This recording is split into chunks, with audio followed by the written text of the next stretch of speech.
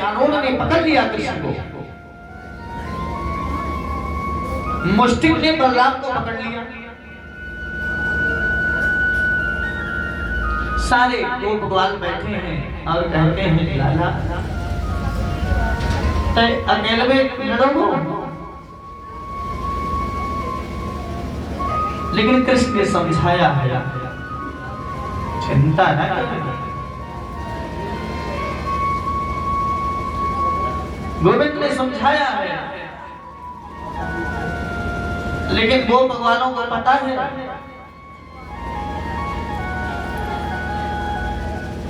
चारों ने कृष्ण को खींच लिया, मुष्टिक ने बलराम जी को खींच लिया। विराट युद्ध हुआ। युद्ध करते करते करते करते करते करते मेरे गोविंद ने चारों को एक चाटा लगाया, उसका सर धड़ाम से लग गया।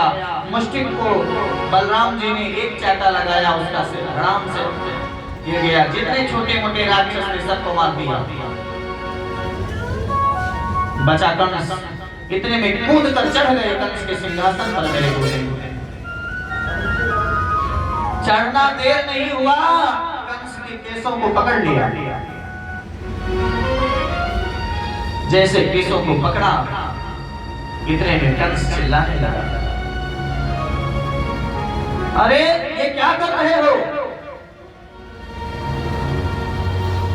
क्या हुआ मामा जी? लगती है, लग रही है, पता चल रहा है। अरे ते बोल रहा है पता चल रहा है, यहाँ सब इतना दर्द हो रहा है क्यों? आज आपको पता चला कि जाके पग नहीं फटी विवाई, जाके पग नहीं फटी विवाई।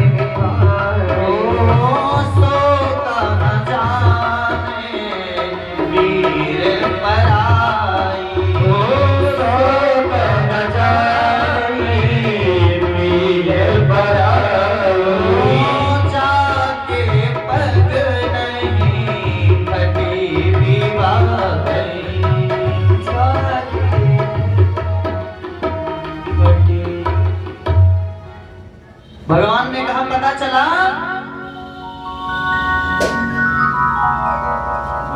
पता चला। इतने में केसों को पकड़कर धड़ाम से जमीन पर पटक दिया भगवान ने। कंस का गोविंदाय नमो नमः। बोलिए कृष्ण कन्हैया लाल की जय। श्री सद्गुरुदेव भगवान की जय। कंस का लोगों ने उद्धार किया और जितने भी और थे इधर उधर सबका गोविंद ने हाल कर दिया।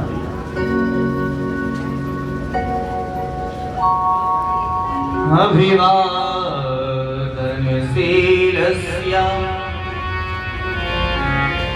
नित्यं वृद्ध्योपसेविनः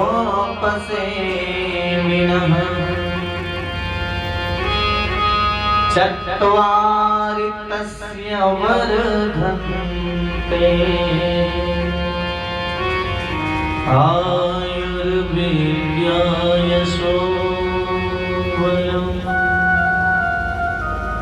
कृष्ण और बलराम दोनों माता के पास पहुंचे हुए बेरिया खुलवाई, उन्हें जेल से आजाद किया। तो वसुदेव ने कहा कि बेटा अभी तो कई संस्कार हैं, सारे संस्कारों को कराया। वसुदेव जी ने कृष्ण बलराम को शिक्षा अध्ययन करने के लिए गुरुकुल भेज दिया। गुरुकुल में जाकर शांति मुनि के साथ रहकर प्रभु ने सुंदर शिक्षा अध्ययन किया। वहीं पर एक सुदामा नामक ब्राह्मण से उनकी मित्रता हुई। शिक्षा अध्ययन करके चले आए। आज मथुरा में मेरे गोविंद आए हैं, अपने महल में गए, और लेट गए। सोचने लगे कि परसों बोला था गोपियों को, बरसों बीत गए, कैसे होगी होगी।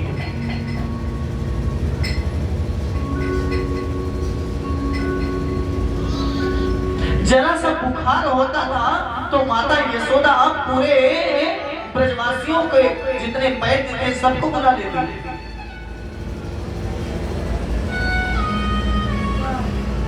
ये सब याद कर रहे हैं।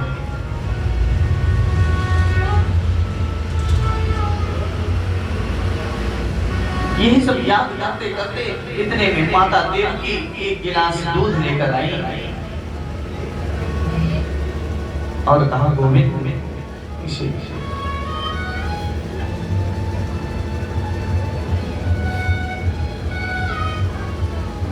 लेकिन जैसे गोविंद ने दूध को देखा इतने में रोने लगे। जब रुदन करने लगे तो माता देवकी घबरा गई। बाहर निकल कर आई, वसुदेव जी से कही अरे क्या बताए, एक गिलास आज दूध पहली बार लेकर गया कृष्ण को पिलाने के लिए, और जैसे देने को हुई इतने में रोने लगे। जाइए आप देखिए, समझाइए क्या हुआ है कृष्ण को।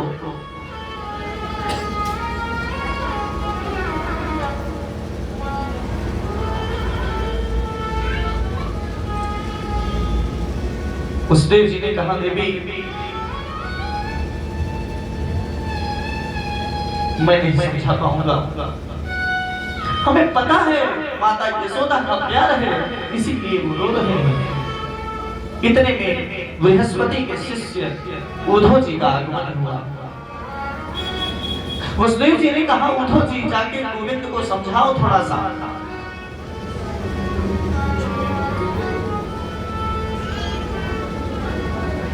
जब से आए हैं गुरुकुल से तब से केवल रो रहे हैं, जाइए थोड़ा समझाइए उनको।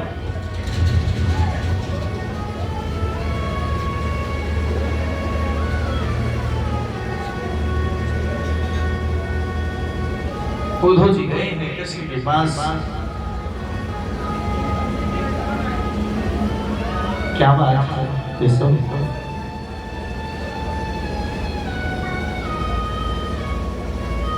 आखिर में तुम्हें क्या हो गया है?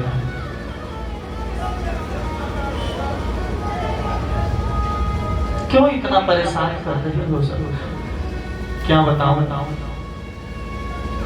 उद्धव जी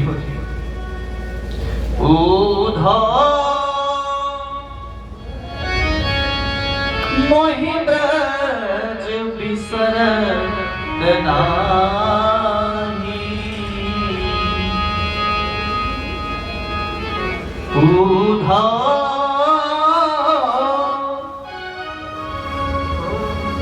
मोहि ब्रज बिसरत नाही, हंस सुता की सुंदर कलरव और कुंदन की छाही,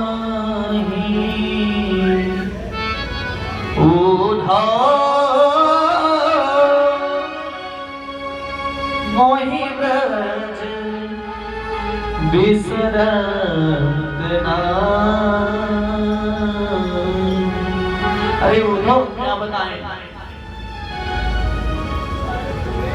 माता यशोदा के प्यार को भूल नहीं पा रहा हूं। हजारों गोपियां कैसे होंगी मेरे बिना? परसों बोलकर आया था, परसों बीत गए, क्या करा?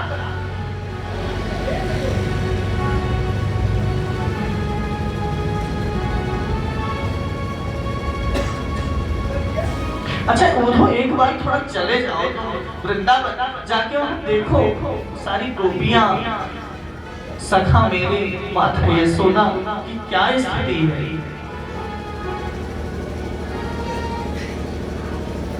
उद्धव जी ने कहा क्या स्थिति है, अभी जाऊंगा देख के सामने चला आऊंगा,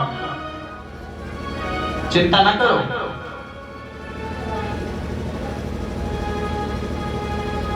भगवान ने कहा एक बार जाओ तो देखो उद्धव, अगर तुम ऐसे जाओगे तो कोई तुम्हें तुमसे बात नहीं करेगा, इसलिए तुम ये मेरी काली कमली लिए जाओ। जब तुम्हें ये तुम्हारे ऊपर देखेंगे ब्रजवासी तो वो समझ जाएंगे कि कृष्ण का सखा है, तब तुमसे बातचीत अच्छे से कर लेगा।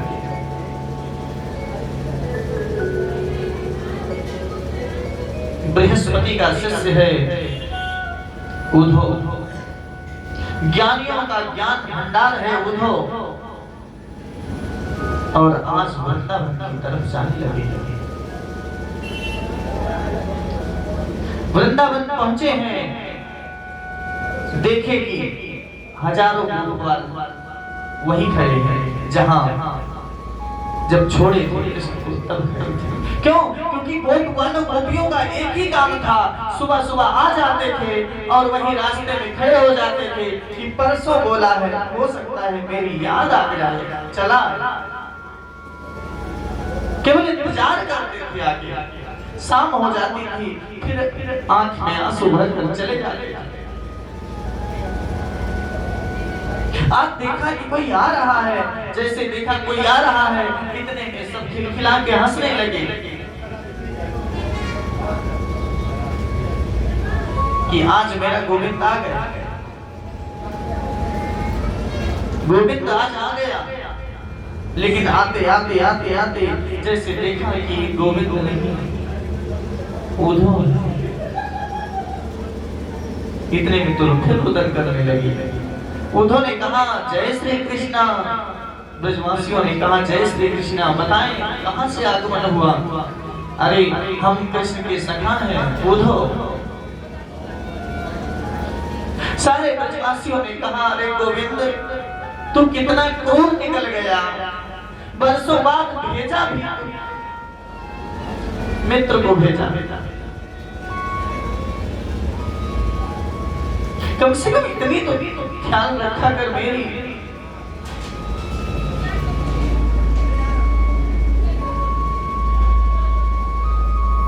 ब्रजवासियों से उद्धव ने कहा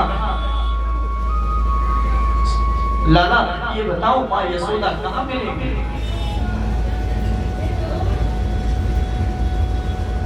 माता यशोदा का महल कहाँ है?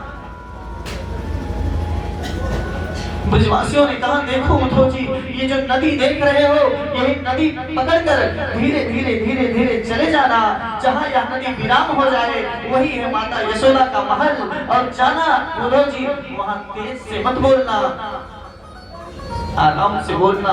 ये नदी कोई और नहीं है सज्जनों, जब से कृष्ण गए हैं तब से माँ यशोदा केवल रो रही है, वही आंसू है यहाँ।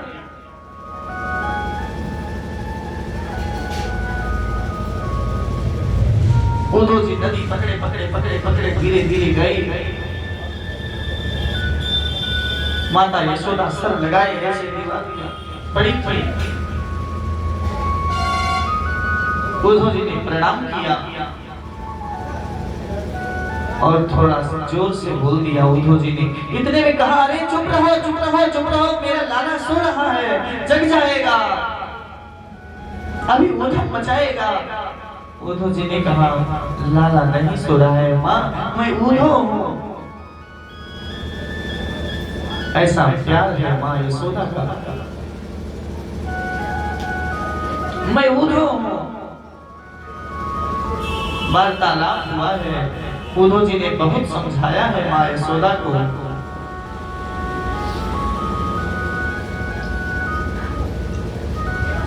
उद्धव जी बोल कर गए थे कि शाम तक चला आऊंगा, आज तो 2 महीना हो गया है केवल ब्रज में घूमते घूमते।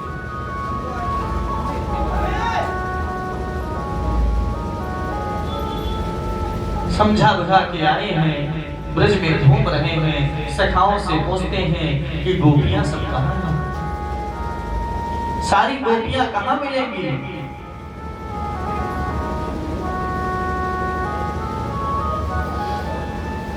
सारी गोपियां सखाओं ने कहा कि सारी गोपियां आपको इसी बट वृक्ष के नीचे मिलेंगी। सज्जनों ध्यान दें, जब से कृष्ण गए हैं आज तक भी कोई गोपी माखन बेचने नहीं गई है। जब से कृष्ण छोड़कर मथुरा वृंदावन चले गए हैं तब से कोई गोपी माखन बेचने गई नहीं है मथुरा। क्यों? अगर मैं जाऊंगी मेरे गोविंद को कुछ परेशानी होगी और मैं अपनी वजह से गोविंद को परेशान नहीं होने दूंगी।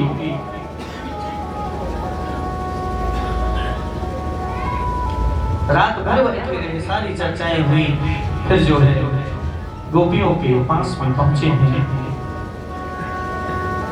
बीच में राधा रानी बैठी हैं, सारी गोपियां चारों तरफ से बैठी हैं। उद्धव जी को एक वृक्ष को आड़ करके वहीं खड़े हो गए। सारी गोपियां वार्तालाप कर रही हैं। किशोरी जी शांत बैठी हैं, कोई श्रृंगार नहीं है।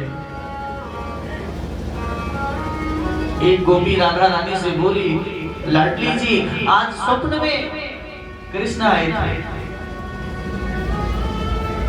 पता है क्या किया? मेरे सर से मटकी उठाई और फोड़ दी और भागे। जैसे मैं पकड़ने दौड़ी, इतने में आंख खुल गई।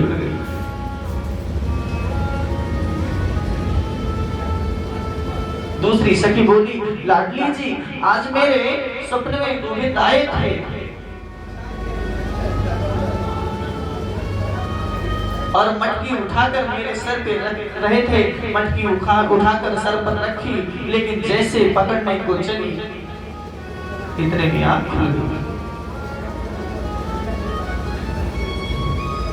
एक गोपी ने कहा, लाडली जी क्या आपको कभी स्वप्न नहीं आया? बताइए। राधा रानी ने हाथ जोड़कर कहा, स्वप्ने पश्यन्त्या कांतम धन्यास्त्या सखियो सीता। राधा रानी ने कहा कि स्वप्न उसे आता है जो सोता है। जब से कृष्ण गए हैं सज्जनों, राधा रानी ने सोया ही नहीं है। इसलिए मुझे कोई स्वप्न नहीं आता।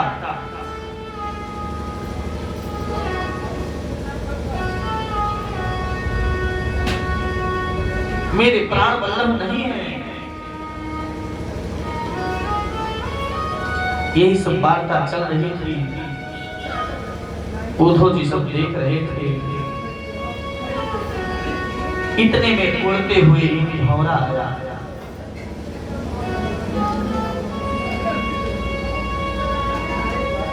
भंवरा आया, भाव भाव भाव भाव शब्द का उच्चारण करने लगा। गोपियों ने देखा और कहा, अरे ये तो काला है, ये काला है, जरूर कृष्ण का मित्र ही होगा। उद्धव जी खड़े खड़े सब देख रहे हैं सारी लीला गोपियों का। गोपियां कहती, ये तो कृष्ण का मित्र होगा। मधुपर्कितो बन्धो मायस्पृहांग्रीं सपत्न्या। अरे भौरा, क्यों बार बार तुम मेरे को परेशान कर रहा है?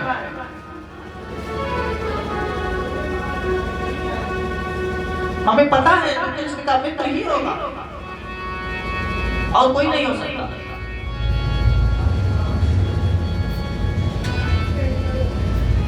तेरे मूंछों पर जो कुमकुम लगा है ना, ये दर्शाता है कि तू कृष्ण का मित्र ही होगा।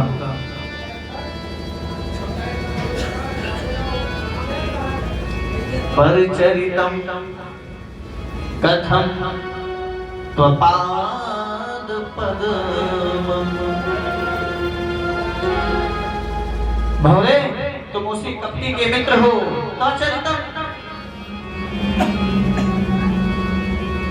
हम जानते हैं वो आज का नहीं जन्म जन्मांतर का कपटी है, आज का कपटी नहीं है। भंवरे से बोल रही है गोपियां। ने कहा देखो ऐसा है, कृष्ण को कपटी मत बोलो। गोपी कहती है हम सब जानते हैं मृगयुर पति कवित्रम विबधेलो। क्या बिगाड़ा था बेचारा बाली ने? बाली की क्या गलती थी? छुपकर बाण मार दिया।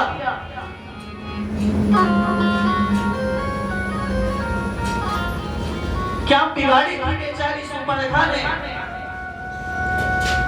शादी करने ही तो आई थी, नाक कान करवा दिया।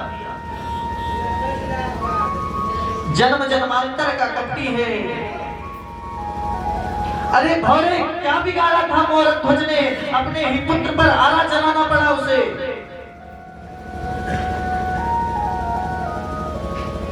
ये आज का कपटी नहीं है। अरे भंवरे हरिश्चंद्र ने क्या बिगाड़ा था?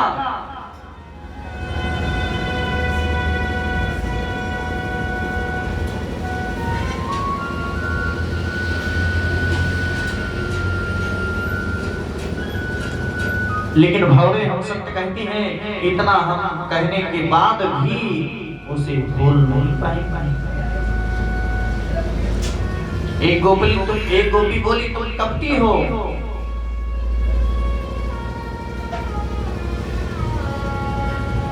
सखी अगर ये कहीं भंवरा कृष्ण से जाकर ये सब बोलेगा तो क्या सोचेंगे कृष्ण? तुरंत दूसरी गोपी हाथ जोड़कर बोली भंवरे हमने जो भी तुझसे कहा है तुम मथुरा में श्री कृष्ण को मत कहना, क्योंकि उनका स्मरण तो हमारे जीवन का आधार है। कन्हैया ठीक रहे, आनंद से रहे, हमारी याद करते हैं कि नहीं? यदि एक बार भी स्मरण कर लेते होंगे तो मैं समझूंगी मैं धन्य हूं। अरे भंवरे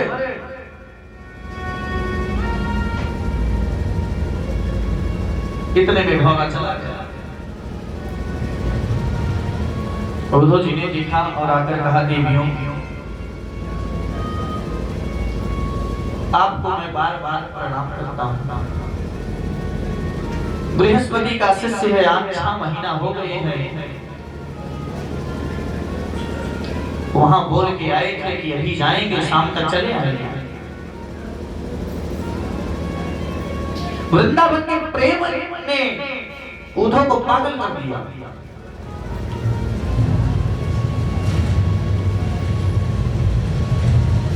निवेदन करता हूं देवियों कि जिस स्त्री कृष्ण को तुम प्रियतम मानती हो, अपना प्रेमी मानती हो,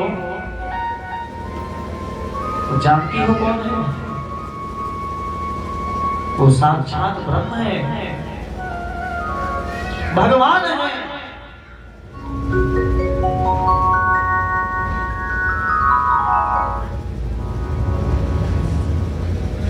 मैंने अपने गुरुदेव से ये बातें जानी है, बृहस्पति से।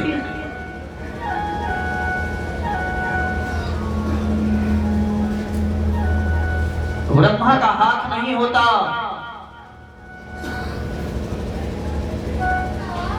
एक गोपी ने टेढ़ी नजर से उद्धव को देखा और जरा जवाब दिया, उद्धव ठीक बोलते हो, मन को ब्रह्मा में लगाओ कहते हो। वो ब्रह्मा है, भगवान है। लेकिन एक बात मैं तुमसे कहती हूँ उद्धव, मैं किसी ब्रह्मा विष्णु को नहीं जानती।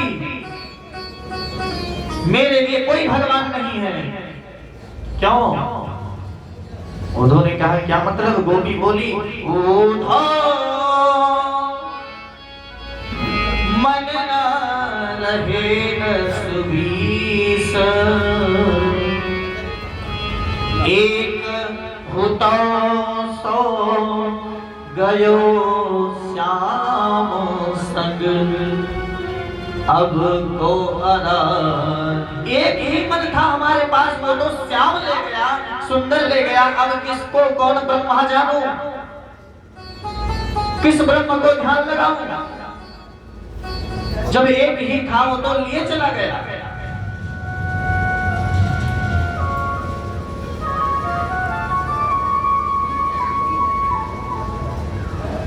तुम तो श्री कृष्ण के सखा हो,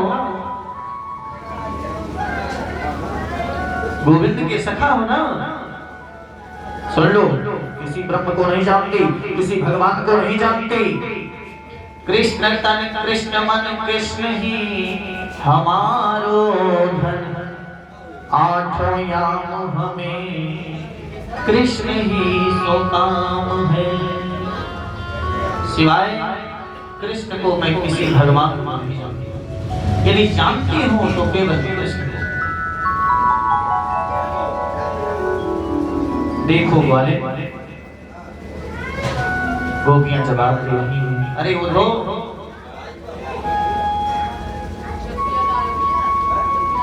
तुम कहते हो कि उसके पैर नहीं होता, भगवान के पैर नहीं होता। पागल हो क्या तुम? यदि पैर नहीं होता तो गौ चराने कैसे जाता?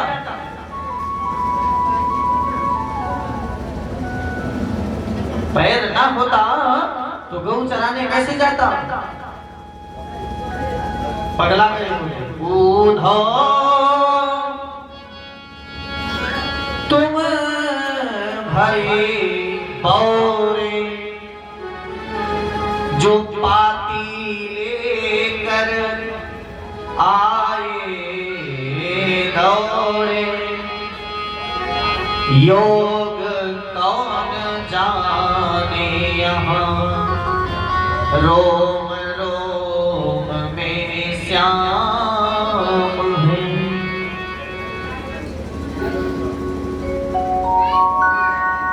तुम समझते नहीं हो, मैं लास्ट बार आपसे कहती हूँ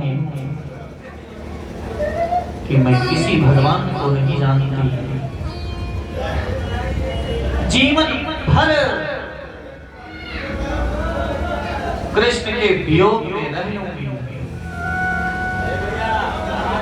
लेकिन और किसी को नहीं चाहिए। ऐसा प्रेम है।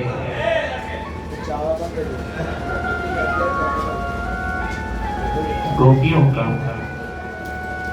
कन्हैया कन्हैया पुकारा करेंगे, कन्हैया कन्हैया पुकारा करेंगे, कन्हैया कन्हैया पुकारा करेंगे, कन्हैया कन्हैया पुकारा करेंगे, कन्हैया कन्हैया पुकारा करेंगे, कन्हैया कन्हैया पुकारा करेंगे।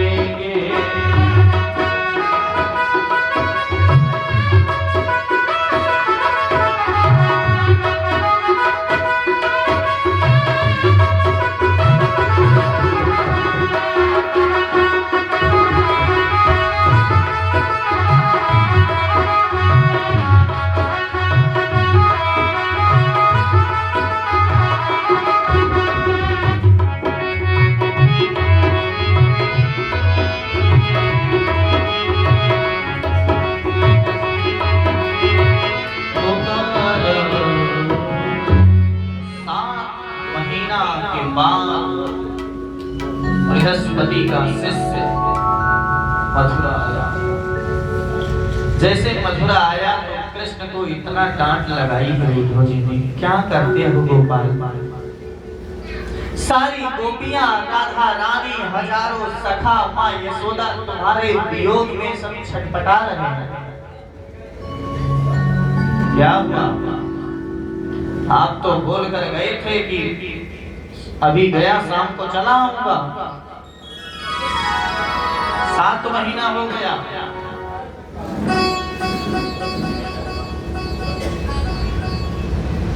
नेत्र बंद करो उद्धव जी। जैसे उद्धव जी ने नेत्र बंद किया, हजारों गोपियों के साथ में, श्री राधा रानी के साथ में भगवान वहीं दर्शन दिए उद्धव जी को। भगवान ने कहा, उद्धव, श्री राधा रानी हजारों गोपियां हमेशा हमारे साथ में ही रहती है।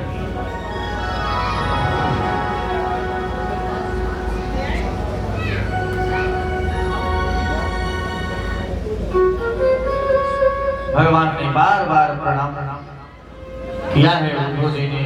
बाद में भगवान कुब्जा के बिखर गए, सौरत्री के घर गए, आशीर्वाद दिया। लेकिन कंस को तो मार दिया था।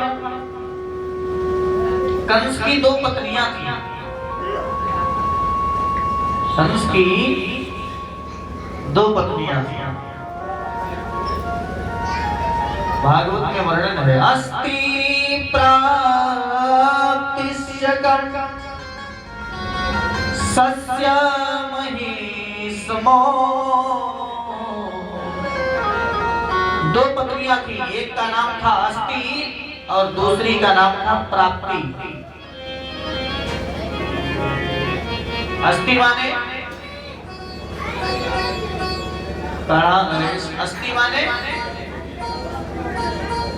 अस्ति माने है, वो अस्ति नहीं है। अस्ति माने है और प्राप्ति माने होगा। प्राप्ति होगा। अस्ति माने है और प्राप्ति माने होगा।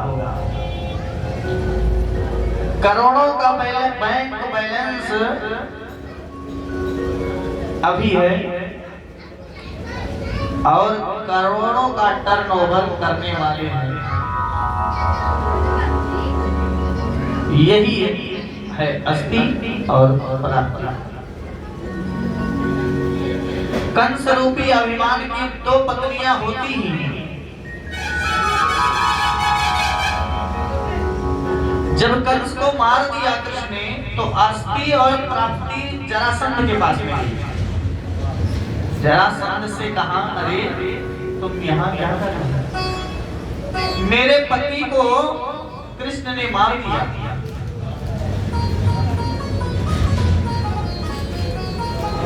तब जरासंध को क्रोध आया। 23 अक्षौहिणी सेना लेकर जरासंध ने मथुरा पर चढ़ाई कर दिया। 1 बार नहीं, 2 बार नहीं, 3 बार नहीं, 17 बार प्रभु ने उसको हरा दिया। 17 बार हरा दिया। 18वीं बार जरासंध ने विचार किया और 11,000 ब्राह्मणों को पूजा करने के लिए बैठा दिया और ब्राह्मणों से बोला, ऐसा पूजा करो कि अब की बार विजय प्राप्त हो जाए। अगर विजय प्राप्त नहीं हुई तो सबकी बलि चढ़ा देगा। अब पंडित जी लोग घबराए, भगवान से प्रार्थना करने लगे। लेकिन ब्राह्मणों की बात तो भगवान सदैव रखते हैं। समय कम है, नहीं आगे की कथा में श्रवण करेंगे। भगवान कहते हैं अपने पुत्रों से 11 स्कंध में कि बेटा, यदि तुम यमराज के मुख में हल जाओगे, यमराज तुम्हें लेकर चले जाएंगे, तो वहां से भी मैं निकाल लाऊंगा। लेकिन अगर तूने ब्राह्मणों का अपमान कर दिया, तब मैं तुझे नहीं बचा सकता। 11 स्कंध में प्रमाण है भागवत में, जब अपने पुत्रों को समझाते हैं बैठा। इसलिए संतों, विद्वानों, ब्राह्मणों का अपमान नहीं करता। नहीं बैठता है, ठीक है तो लेकिन अपमान नहीं करना चाहिए। जरासंध ने कहा अगर मैंने जना अब की बार विजय नहीं हुई 11,000 की सबकी बलि करूंगा। अब सारे ब्राह्मण बेचारे घबरा गए, चद्दर वद्दर डलवा दो।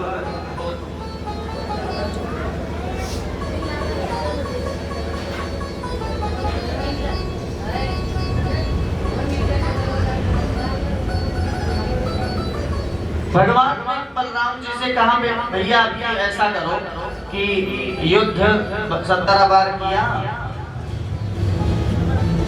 और अब ऐसा करो कि बात छोड़ के भाग चलो। बलराम जी ने कहा अरे क्या करते हो, यदुवंशी क्षत्रिय हैं हम, समाज में क्या होगा, लोग कहेंगे भाग गया छोड़ के, डर के नाते भागेंगे नहीं, अपनी बार उसे मार डालेंगे। कृष्ण ने कहा नहीं भैया ऐसा करो कि अब की बार भाग चलो, यही अच्छा है।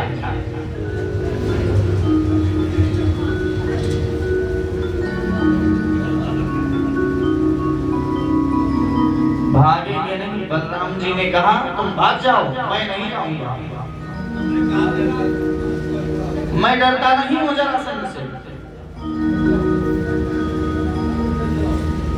नाम पड़ जाएगा तुम्हारा रणछोड़ राय। कन्हैया ने कहा अरे माखन चोर सब कहते हैं, चीर चोर सब कहते हैं, एक नाम और पड़ जाएगा, रणछोड़ क्या मतलब है, बात चलो। किसी प्रकार से बलराम जी को मनाया।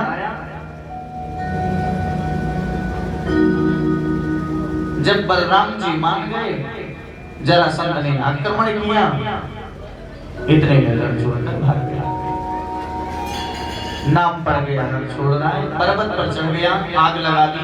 लेकिन भगवान समुद्र के में गए और प्रधान देवता शिल्पी से प्रभु ने आदेश किया कि जाओ समुद्र के बीच में तत्काल एक द्वारिकापुरी निर्माण करो। शिल्पी ने तत्काल एक द्वारिकापुरी निर्माण किया। रातों ही रात सारे ब्रजवासियों को प्रभु ने योग माया से उठवा के ले गए। अब जरासंध चिल्लाने लगा रणछोड़ भाग गया, रणछोड़ भाग गया, रणछोड़ राय। पर्वत में आग लगाई तो समझ गया कि ये भगवान ने कहा कम से कम मेरी वजह से ब्राह्मणों की जान बची। जरासंध आया और ब्राह्मणों को खूब दक्षिणा दिया, खुश हो गया।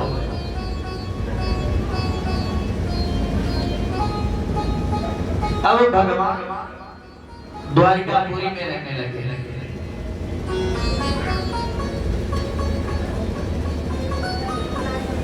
द्वारिकापुरी में रहने लगे और रेवत नाम के राजा की पुत्री का नाम है रेवती। रेवती का विवाह बलराम जी के साथ में संपन्न हो गया। जब रेवती बलराम जी का विवाह हो गया तब भगवान ने सोचा कि अब बलराम बड़ो भैया को विवाह हो गयो, अब हमारा विवाह होना चाहिए। भगवान ने सोचा कि राजा सीत भीष्म को नाम विदर्भाधिपति महान तस्य पंचा भवन पुत्रः कन्नैका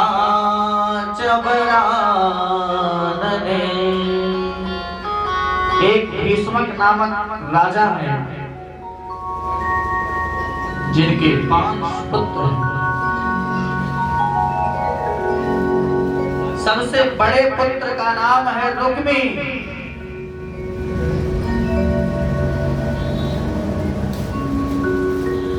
सबसे बड़े पुत्र का नाम है रुक्मी।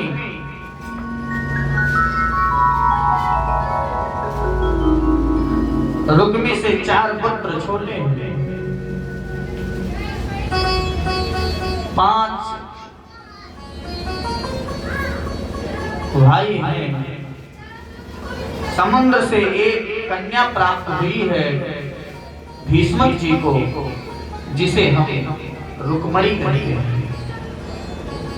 कमल के पुष्प में प्राप्त हुई कन्या लाकर अपनी पत्नी को दे दिया है भीष्म राजा ने, और कहा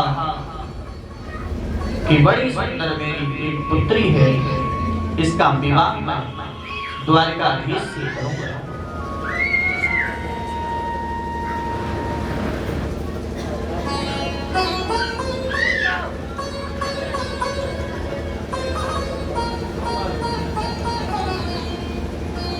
संकल्प लिया कि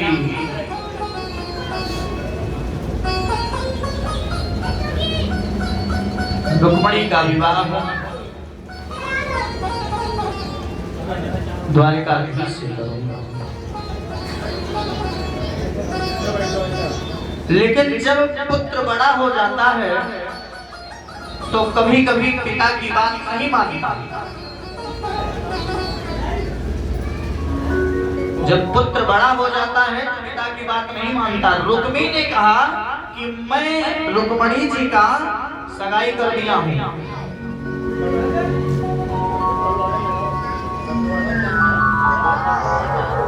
जब स्वयंवर होगा तो उसमें शिशुपाल आएगा और शिशुपाल से रुक्मणी जी का विवाह होगा।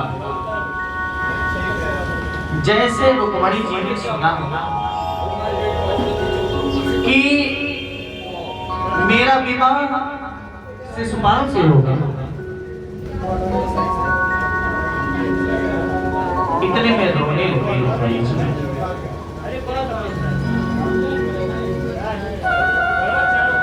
जब रुदन करने लगी, रुदन करते करते करते करते अपनी भाभी के पास में गई।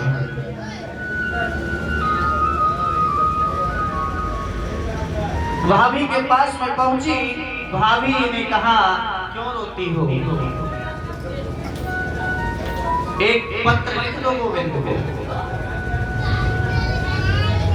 एक पत्र लिखो, उसी में निमंत्रण दे दो उनको, आएंगे लेकर चले जाएंगे आपको।